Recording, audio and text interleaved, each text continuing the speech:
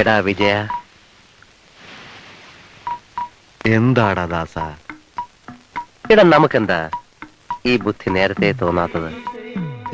ദാസന്റെ വിജയന്റെ ദുബായ്. ദാസ, ഓരോന്നിനും അതിൻ്റെതായ സമയമുണ്ട് മോനെ. താൻ ജോലി വാങ്ങി കൊടുത്തില്ലേ? അവരാരാന്നാ ചോദിച്ചത്? ഒരാളെ എന്റെ നാട്ടുകാരനാ, മറ്റേയാള് ആ തെണ്ടിനെ എനിക്കറിയില്ല.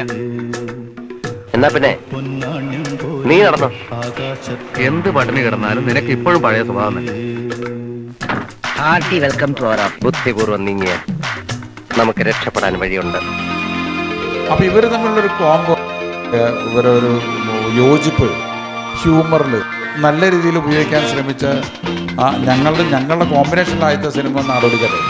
പിന്നെ ഇവിടെ ഒരു ജോലി കിട്ടാൻ ഏത് വഴിക്ക് നീങ്ങണം?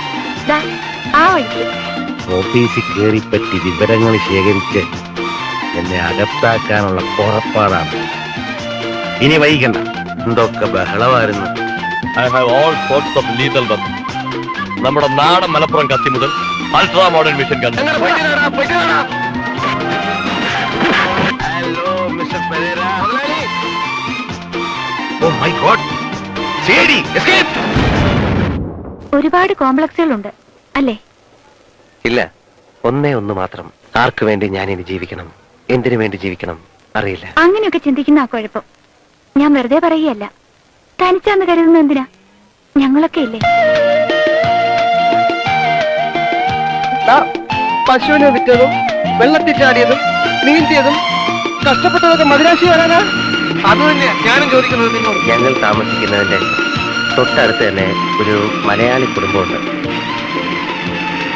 അവിടെ 2 ബെഡ്റൂം, കാറ് കയറ്റിയിടാനുള്ള സ്ഥലം, ബാത്റൂം അറ്റാച്ച്, 150 രൂപ വാങ്ങാൻ. നമുക്ക് ഈ ബുദ്ധി നേരത്തെ എന്താണ് തോന്നാത്തത്? എല്ലാത്തിനും അതിൻ്റെതായ ഒരു സമയമുണ്ട്. ഗഫൂർക്ക, ഈ ഉപകാരം ഞങ്ങൾ ഒരിക്കലും മറക്കില്ല. പണി കിട്ടി ആദ്യമായിട്ട് നാട്ടിൽ വരുമ്പോ നമ്മളെ പുരയിലൊന്ന് വെറുതെ വരണം. പൊന്നും പൈസ ഒന്നും നമുക്ക് വേണ്ട. നിങ്ങൾ നന്നായി കാണാന്നുള്ളതാണ് നമുക്കുള്ള ആകെയുള്ള സന്തോഷം. ഇനി വൈകണ്ട, നീന്താനുള്ള ട്രൗസറും കുപ്പായിട്ട് വേഗം ചാടിക്കോളി. ആ കാണാനാണ് ദുബായ്.